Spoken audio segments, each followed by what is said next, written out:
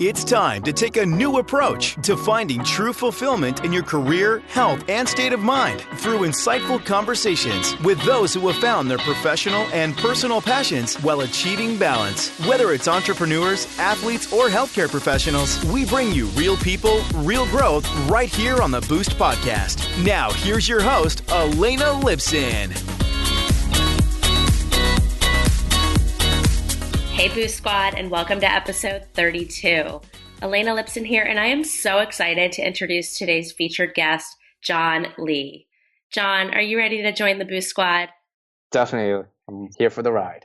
So before we dive into today's episode, I want to give a shout out to our sponsor, Mosaic Growth Partners. Mosaic Growth Partners provides growth strategy consulting to entrepreneurs and organizations in the healthcare and older adult baby boomer market.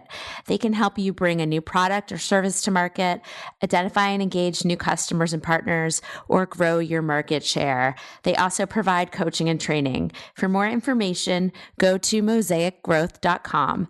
That's mosaicgrowth.com. Now back to today's featured guest. So John is the co-founder of Capital Kombucha, which is Washington D.C.'s first kombucha brewery. He founded the company with two classmates from GW's business school in 2012. And prior to business school, John worked as a structural engineer, which was a far cry from the world of healthy beverages.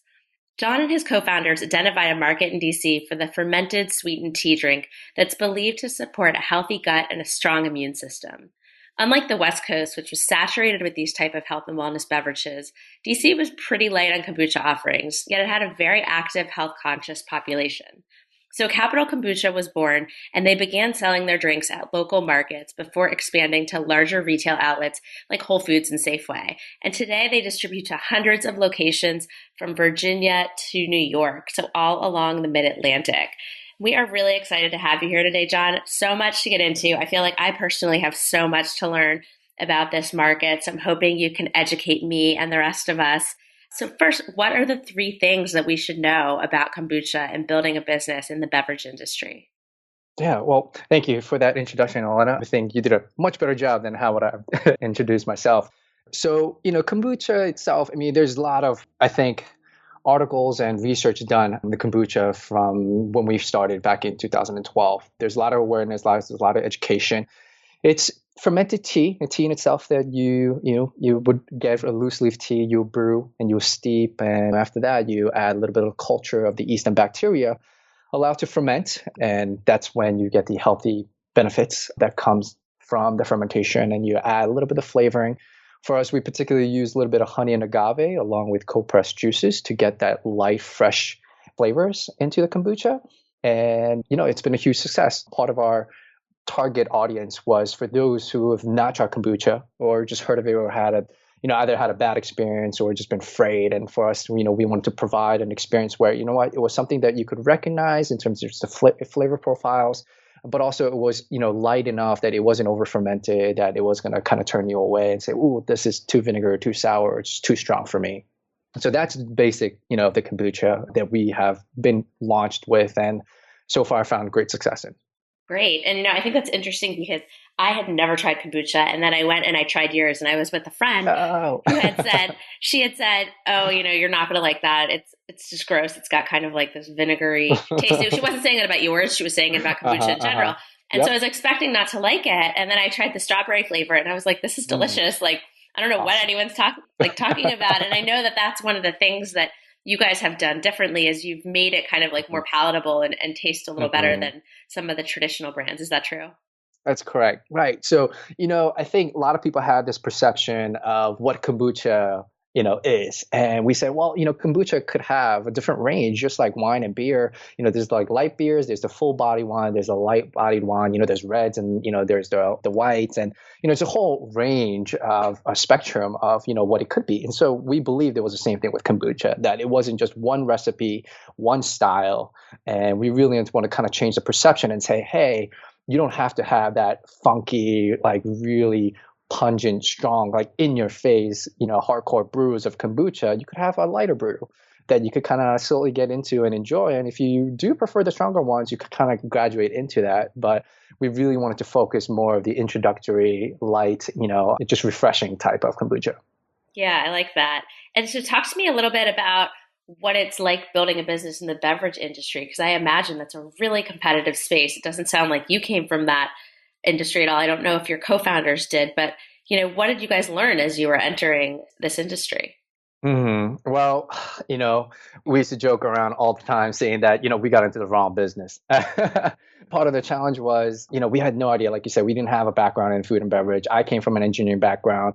Dan, our other co-founder, came from legal background, and Dre, more of a consulting background. And so for all of us, we all kind of like the problem solving, and, we had a great dynamic of working relationship with one another. And we were able to solve a lot of these problems. But one of the things that we realized early on was that, a cold chain, having a product that has to be refrigerated, that's not shelf stable, was a huge challenge. And, not so much just in managing the product in itself, but, from producing it to the delivery and being on the shelf in itself, there's a lot of limitations. There's a lot of limitation on cold trucks that are, willing to go to the routes of making the deliveries. The cost is really expensive. And also in the stores, if you go to any grocery stores, you could tell there's a very limited section that are, for cold beverages or, cold section in general. So the competition is, it's pretty scary out there. And so there was things we learned early on, and we would say, hey, how are we going to solve this problem? How are we going to learn to adapt and, really make sure that we can make a difference and also be able to compete? And one of the things that we thought was like, well, to fight for that shelf space, we really have to make sure that our product could stand out. And so early on, what we realized was that we really had to get in front of the buyers and convince the buyers. Once the buyers were convinced, then it was a much easier way for us to get, on the shelf and kind of showcase our product and, talk to their consumers.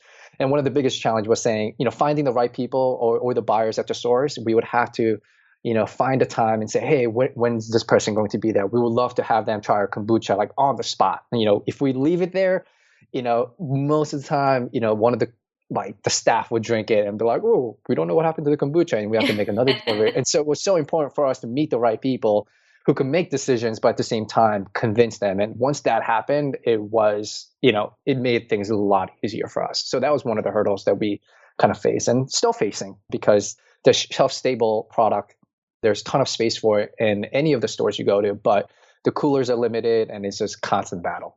Yeah, I mean, I really applaud you for the risk you take going into this industry, because any type of food and beverage industry, you're not only having to estimate how many people are going to buy your product, but you have to be able to have that product ready to go. But it's a very precise number because you don't want to end up wasting the food. Right. And so without having background in this industry, how did you guys really nail down those estimates when you were starting out and you really didn't have any kind of baseline to draw from? Sure. Yeah. When we first started, when we were in grad school, we used to do everything on the weekends. And luckily with the fermentation time, there's some, lag time where it has to ferment and get ready. And so it would buy us the times to kind of get things ready. So we used to do just-in-time delivery where we really didn't want to hold any inventory, just for the reason that you mentioned, not being able to sell or, things going bad and we would have to waste it. And so we really dialed into our recipe and also with our customer base, trying to understand what their volumes or what their velocity was. And from there, making forecasts. So we never hold too much inventory. And, that also became a challenge because as you grow, the number of inventory has to increase just because based on the customer base that you're serving, you just want to make sure that if something were to go wrong in our production, that we have product to cover.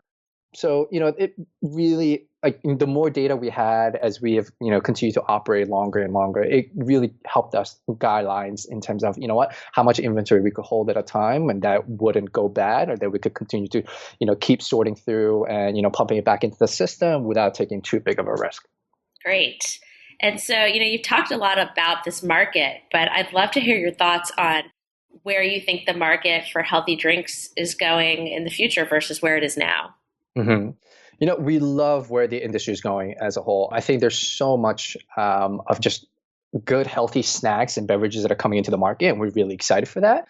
Because one of the things that, we always strived in was, we wanted to be more collaborators than so much competitors. We wanted to work together side by side with other businesses that are successful, that are also trying to make a difference in the food and beverage industry, that are trying to promote healthy living, healthy drinking, healthy lifestyles. And I think part of the success that we also found was through collaboration, through the partnerships that we were able to find along the way. And I think there's a lot of studies, even on sugar, just basing on just getting to that consumer level and say, hey, too much sugar is not good for you.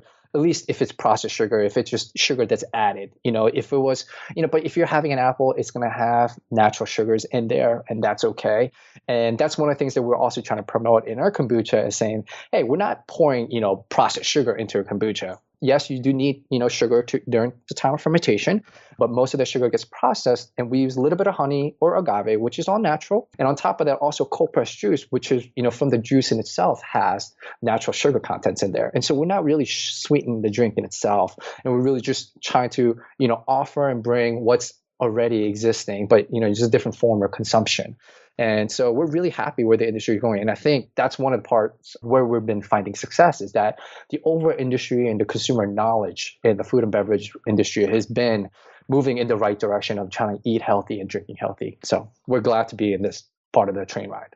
Yeah, it's definitely very on trend to want to be doing all you can to be health, like looking at health as kind of like the whole person and making sure what you're putting in your body is clean. One question I have though is, so there's so many drinks out there, especially when you look at like teas that claim to like help you lose weight, and some of them are frankly just like BS. Some of them are basically just like laxatives, and they pretend to be like some healthy tea. And so how do you guys make sure that you're not grouped into that same categorization?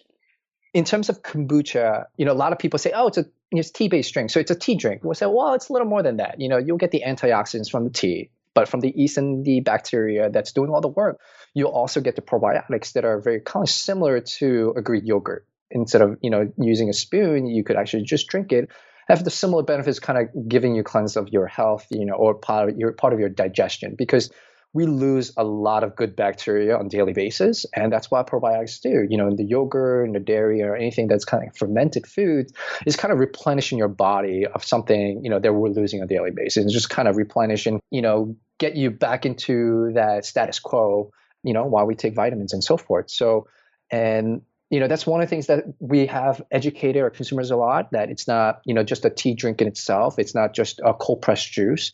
There's some health benefits, but it's not something that we, advertise per se, that this, once you consume a bottle of kombucha, it's going to give you, this. There's no particular studies right now that are, fine tuned to make those claims. And, we don't kind of go in that direction. But, based on the testimonies, based on what people are saying, it's been encouraging to hear that, people are actually receiving benefits from drinking kombucha. And that's one of the ways that we are kind of sharing the information about kombucha than so much us making the claims ourselves based on, any type of studies we've done or any research done, but more on the effects of how people who are consuming kombucha have seen the benefits themselves, and kind of separate ourselves and saying, hey, we're not just a carbonated soda. We're not just a tea drink. We're not just a cold pressed juice. It's something different here in a bottle. And, we're trying to get more data out there, and the industry in itself is looking more into it. But, we don't necessarily make all those claims outright and, publicize it. Yeah, no, that makes sense. And I think that's responsible that, you're not saying like our drink causes XYZ the way a lot of other companies are doing, and they have very unsubstantiated claims and weak science. So I think your honesty there is great. I have a selfish question, because I am always looking for ways to like feel better and have more energy. So if I was to become a regular kombucha drinker, like how much should I have per day? And are there certain times a day that are better for me to drink it than others? Sure, that's a great question. And so I think it also varies on which kombucha you're drinking. If you're drinking something that's more fermented, that's going to be more acidic, I think for first-time kombucha drinkers, you should probably see, drinking a few ounces to see how you feel about it, and kind of go from there and kind of build a tolerance. But I think with something with our light kombucha, we recommend, drinking a bottle a day. It really shouldn't impact much in your digestive system. But for those who have, high acidity in their, in their health, that it could kind of do harm or, impact, just because this is an acidic drink, that we definitely ask you to, take the precaution, start sampling some kombucha to see how that impacts you in a small dosage. Or if you have any questions, you could definitely ask doctors about it. But we definitely know some people who are sensitive to acidity, they don't like to drink full bottles of kombucha, and I think that's okay, or not making it regular. But for those who have a great fit with kombucha, it doesn't impact their daily, their diet regime and so forth. We have people drinking a couple bottles a day as well, just kind of hydrate. It's not, they don't really necessarily see it as, like a medicine that you're taking or vitamins that you're supplementing your body, but it's more like, it's a drink that I enjoy because it's a cold, refreshing beverage that has fresh ingredients and it's tasty. And so we haven't necessarily put a restriction and said how much you should consume and cut yourself off per se. Yeah, no, that's good to know because I recently just gave up diet soda, which I was like addicted to, and I'm looking for a replacement. So this just might be that. Great. Yeah. Awesome. So I want to shift gears a little bit and talk a bit about the business itself. And I want to hear from you 3 tactics for how you've grown the business. I know you talked a little bit about partnerships earlier, so that might be a good one to start with. Yeah. So partnership and cooperation, I think that is extremely important just because, not just in our business, but in any type of business that you conduct in the future, I think it's important that you're working with the right people. You're working with people who have similar visions and similar mindset or, similar goals that you could really help improve one of those practices. And I think that's part of the reason why we've been so successful. So along the way, we have found great logistics companies, distribution companies, warehousing companies, people who were advocates for kombucha, but also, healthy drinking, healthy living, to just kind of collaborate and doing different events together and just educating. And I think that's kind of gave us that edge in saying, oh, wow, like, Capital Kombucha, they're not trying to just kind of try to take over the entire world, trying to create a monopoly here. But, we want to share the wealth of, just being successful, that it's not conducted just on our own. It's from all the people that are part of the business that are helping us to get there. And so we want to be able to say, hey, we're working with great partners and we have great, founders, great employees, the staff that we're working with. Everyone, chips in here. And so it's definitely not, one company, one founder per se doing all the work. And so it's so important to make sure that you're available, that if there's other businesses out there, they're seeking help. I think it's important to, whether it's going to impact you or not, but one way or another, just, being good and being accessible and helpful. I think it's important to have that part of your winning equation. Yeah, absolutely. Have there been any particular partnerships that have worked especially well that you could go into a little more detail about? You don't have to talk about who they are exactly, but if you could kind of give us like why they've worked better than others, that would be helpful for us. Yeah, so for us, it's, whenever we were expanding and growing, it really helped, especially in point of view with our vendors for our raw materials. It was extremely helpful when we helped them explain our story and the vision and, what we're trying to achieve, that, it wasn't a pure transaction from A to B. And we say, hey, we're going to buy your material, we're going to sell it, and you're going to make a profit, we're going to make a profit. But it was saying, hey, like we give them a story in terms of, what we're trying to do, what our mission is. And once they really buy in and they really become a little more, it becomes more of a relationship. It's not just, from A to B transaction where you pay for some good and you're done. But, cash flow becomes tight and say, hey, we're expanding so fast that, we need bigger cash flow or, we need better terms. Once you have those relationships in place and they know that, you guys are a particular type of people, or you guys have a character, or you have, that, they could trust you, that really factors into, your buying power or, your relationships with any of the other suppliers, and you're just make sure you have enough capacity, all those things that you might not be able to quantify maybe in dollars, but really comes in when when you need that help or when you need that extra edge, they're there to support you. And, and those are things, we truly able to find and say, hey, like having those relationship partnership, it really carried us forward in terms of growing the business. And knowing that as we continue to grow, that we could continue to rely on each other, it's been beautiful. Great. And what are 2 other tactics that you've used to grow the business? Sure. Timing was one of those things where, we caught the wave at the right time when the industry was kind of changing and building into this more healthy lifestyle. There wasn't a kombucha on the East Coast or like in the DC area. And for us to say, hey, we're going to be the first DC kombucha producers that's going to be local, that's going to be sustainable as much as possible, and support other local businesses, I think it's been a great success for us. And now I think there's quite, 2 or 3 other businesses that are producing kombucha. And we're happy that there's other businesses out there trying to other, great kombucha. It's different from us, but I think it caters to different audiences. So we're very happy with that. because we want more people to just drink kombucha or, have other better lifestyles to promote, healthy living. And so that's been encouraging. And the other one, I would say it's also being about just really being scrappy, instead of pouring tons of money on, marketing or, a ton of money on raising huge amount of capital to do X, Y, and Z. We really operated a lean business early on and really tried to say, hey, do we really need this? Is this going to help? How much return are we going to get? How much value are we going to get? And, we really try to narrow things down and saying we need it to be conservative. We need to be lean so that, if the business is successful, we could tell right away that it's not the money that we poured in so much, but the product in itself is speaking for itself. And from there, we could support and provide all the supplements necessary, to grow the business further. But, one of the few first 3 years or so, we operated very, very, very lean and made sure that all the expenses were accountable and added, quite the value. Yeah, that's really important. Can you give us an example of a time when you were really scrappy? Oh, yeah. So, I mean, part of it, we've seen other businesses take on, hundreds of $1 million of investment and, going strong on their marketing dollars, going to all the trade shows, giving away free product. And, for us, we're saying, well, we could also do that. And I think some of the methods that people take on that approach is that they want to scale the business so big so they could, just sell off the business.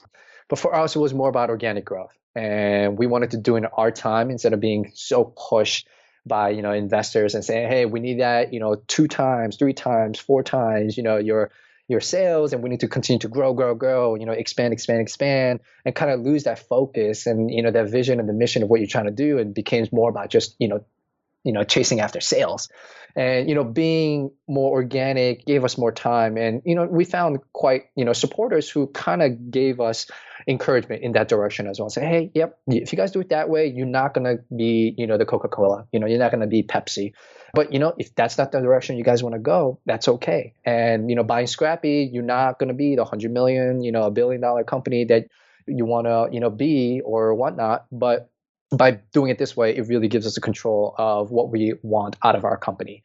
And I think part of being scrappy, it gave us that control that we wanted, that we want to really, have our vision and mission kind of shared with our consumers and within our community, that we really took the time to educate and time to really pour love into the community that we're working with, finding help. So like in DC, we were enrolled in programs where we were working with staffs that were incarcerated, supporting, providing jobs to the community of people who couldn't get jobs, and in exchange for subsidies, and which helped us a lot, and we used to do all the work ourselves. And, at times it was difficult for us to find that help without raising significant amount of capital. But, through different various programs within the community, we were able to find, additional help at no cost to us, as long as we were providing, job experience, or as long as we were teaching, those who were coming through the program and so forth. And so, those are the ways that we were able to limit our expenses, but at the same time, create a lot of value to the company. Yeah, I love that. And I think what you're bringing up is so important, not only because you're illustrating how you're using your business to also like give back to the community that you're in by, giving people work experience, helping people who are incarcerated, get some job experience and giving them responsibility, but also the fact that you've made a strategic decision early on that you're not trying to be the Coke or Pepsi of this industry. And I think a lot of people have to make that decision early on when they go into business. I know for me, I do consulting. I'm not trying to build, a world-class, humongous firm. Mm-hmm. I intentionally have a certain size in my mind that I want to keep it to. And it's what's the right size for me. It's not about what my competitors are doing or the limitless potential of how much I could grow it. And so I think what you're saying is important. And maybe sometimes people don't go into business because they're thinking, oh, I could never compete with the Coke and Pepsis. But you have to realize that that's not always what you need to do to be successful. And there are other options and other routes. So it's great to hear you talk about that. So another thing you mentioned is that the market is becoming even more competitive than it was before, that there's other people getting into this space, even on the East Coast, which is not necessarily a bad thing. But I'm sure it just makes things challenging to be in such a competitive space to begin with. So can you talk to us a little bit about when you may have stagnated or stopped making progress and how you got yourself back on track? Sure. At times when we are struggling in sales, it's usually when either we get burnt out or, when, we weren't able to provide support in sales and marketing at a specific new region per se, doing a launch, at a new store or new city without having the right ground game definitely hurt us in the past. And that's something we learned. And that, you can't just take on new customers or new region without making sure you have all the support. And so those are things that we've learned and saying, hey, we can't expand too fast. We got to make sure as we're expanding, there's the right tools to supplement the growth, and, that we could make sure there's going to be sticking points that with a new customer base where we are not local, that they'll understand who we are, where we come from, what our product's about. And that takes a lot of time. And so I think those are the times where we have to say, okay, we can't rush ourselves into just chasing after every sales. But at the same time, we also have to take a step back and say, hey, we don't need to chase every sales, And I think that's kind of the mentality of an entrepreneur. And early on, you feel desperate and you feel like you have to react to everything that's happening. But I think now we're becoming more being intentional and say, hey, if that sales opportunity or that expansion is not the right fit for us, we're not going to just chase it. We're not going to just dive in and say, oh, yes, we want it. We want more sales. But we're really taking the time and say, hey, is that the right, direction that we want to go to? Does that really fit with what we could do and supplement? Because, we don't want to launch something and have more, failures on our belt. But we want to make sure that if we're going to do it, it's not going to be just beneficial for us, but also for our distributors, to our customers, to all the new clients that we're adding, that it's going to be, a whole experience that's going to benefit everyone. So I would say, just going through those challenges, learning experiences, trying something new that when we knew we failed, we were able to back away and to kind of take a step back and just, debrief and say, hey, what went wrong? Or, what did we do well here or what didn't? And let's make the adjustments, and so that we don't make the same mistakes again. Yeah, that's great. And you mentioned that sometimes you find yourself making the wrong move when you get burnt out. And so I want to hear from you how you sort of avoid burnout and how you take care of yourself while you're running this business. Yeah, I think it's important to be able to take a step back and just kind of, take a breather, relax, collect yourself, and just kind of look at the business sometimes in a different lens. And so I think it's really great to take the time off. I think you could be intentional about that. And a lot of people would say, there's so much going on. I can't take, day off. Like I don't have a weekend to myself. But I think there is a lot of value when you do take that time for yourself to be not just, physically healthy, but also emotionally and mentally being healthy really gives you a different perspective on tackling your business. And it's exciting when you get that also that second, third wind of being excited for the business again. Great. I 100% agree with that. So you've given us a lot to think about today. I've learned so much about this industry, and I'm totally going to go out and order some kombucha from Instacart when we get off when we get off the podcast. I can't wait to have my own supply at home. But I'd love for you to leave us with a parting piece of guidance for everyone. Sure. It's never easy. It's always challenging to understand, where the company is going. I think it's important to be flexible. You could have all these goals and agendas set in place, but as an entrepreneur, if you can't be flexible to adapt, but at the same time be able to make the necessary changes, I think it could really not just strain the business, but also stress the person who's running the business. There are things that we cannot control in this world or in this market, that you have no idea which direction it's going to go to, or even the customers or what they want. And sometimes the owners have this mindset of like, oh, this is perfect. This is what I love. Therefore, everyone's going to love this. But necessarily, that's not the case. And so I think it's important to be able to be, remain flexible, to get a lot of different opinions and feedback from other people, and be able to adapt and say, okay, it's not just about me, it's about the other people as well. And that's the reason why we're being entrepreneurs. We want to help other people live better lives and improve their lives. We're providing a solution. And if the solution doesn't resonate with those who we're providing for, then, it's a solution just for you. Then it's not a business, it's just something for you that you can do as a hobby and so forth. So I think that's important. But the other thing is, whenever you set goals, it's important to have that, the big dream, big goals. But at the same time, I think it's important to have goals that you could actually achieve, that you could actually look and kind of taste or feel, that that when you get there, you have accomplished it. It's also important to make sure that, you could take those small steps and small wins, and those small wins will become big wins. Yeah, those are great. So there are things we can't control, but be flexible, adaptable, set realistic goals, and be open to feedback. I hope today's episode inspires you to think more about how you can find your passion and live your best life. For more information, including links to resources that John and I chatted about today and how best to get in touch with him, head on over to our website, theboostpodcast.com, and check out our show notes from this episode and catch the Boost bonus. John, I want to thank you for sharing your journey with us today. And remember, anything is possible for you. Now that you've completed this episode, the next step is to join the Boost Squad for strategic insights, tips, and tricks, as well as exclusive resources designed specifically to accelerate your personal and professional growth. All this and more is waiting for you at theboostpodcast.com.